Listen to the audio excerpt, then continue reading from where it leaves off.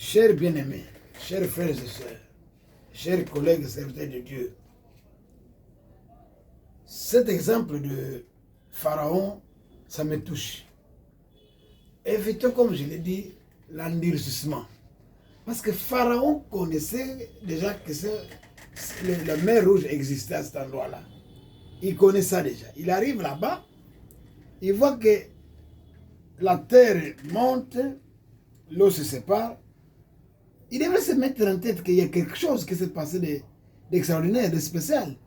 Et rentrer. Moi, à sa place, je serais déjà rentré. Mais comme il était endurci, conduit par le diable, aveuglé par le diable, par le mal, à côté de la loma. Donc, éviter que ça la makambo na loma. À côté, Dieu a demandé seulement à la mer de reprendre sa forme normale. Mère, zonga nengo za ma belle kiti na place normale, ma zonge un outirier. Voilà, chers amis, chers frères et sœurs. Alors, je voulais vous dire que c'est la fin de notre message. Maintenant, en conclusion, pourquoi nous devons soigner notre comportement vis-à-vis de ces choses que la Bible déplore vis-à-vis aux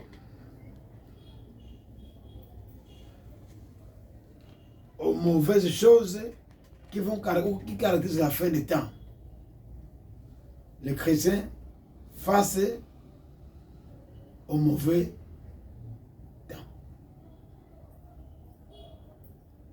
aux mauvaises choses, face aux temps difficiles.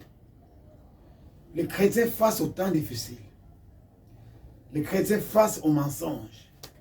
Les chrétiens face à l'idolâtrie. Les chrétiens face à la magie.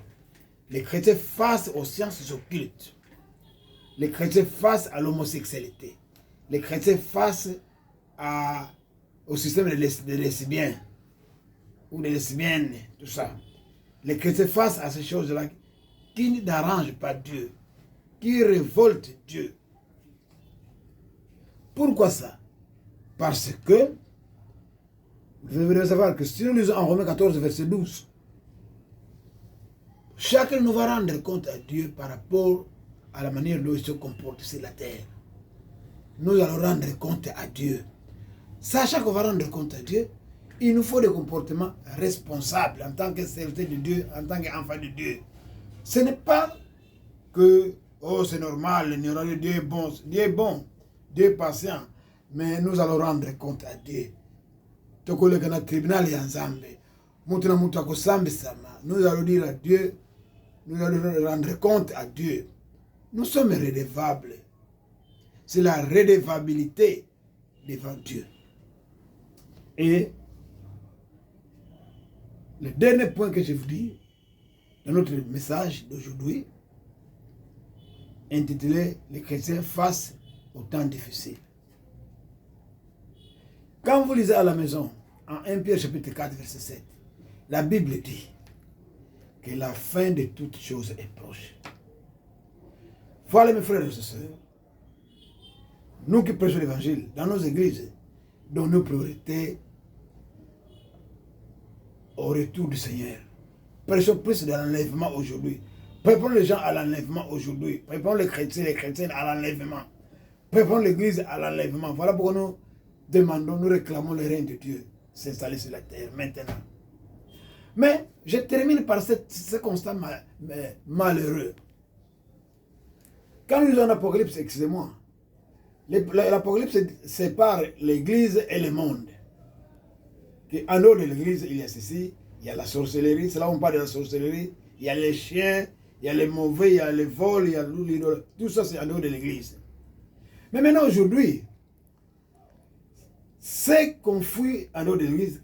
Quand on vient à l'église, on retrouve ça.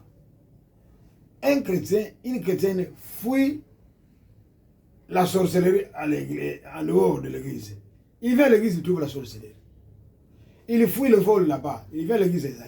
Donc, ce qu'on redoute en dehors de l'église, nous retrouvons ça à l'église. C'est très triste et c'est pas bon. Et le Seigneur n'est pas content de ça. Que Dieu nous aide à prendre cette parole au sérieux et pour nous. Prions le Seigneur. Père Céleste, je te bénis pour cette parole. Je te bénis pour ce message. Je te bénis pour ce texte que l'apôtre Paul nous a donné. Bénis-moi ton humble serviteur. Bénis toutes celles, bénis tous ceux qui ont accepté de donner leur temps pour suivre cette petite vidéo. Et bénis celui ou celles et celles qui m'ont filmé. Bénis-les. Bénis ton œuvre, bénis ce bureau, bénis ce qui se fait ici. Bénis ma famille, bénis la famille de nous, les familles de nous tous. Bénis notre pays, bénis notre monde, bénis notre ville de Leboma, bénis le Congo central, bénis mon église, la CAC, bénis l'église de chacun qui me suit ici, qui suit cette parole, bénis son église, bénis ton œuvre, bénis l'église universelle.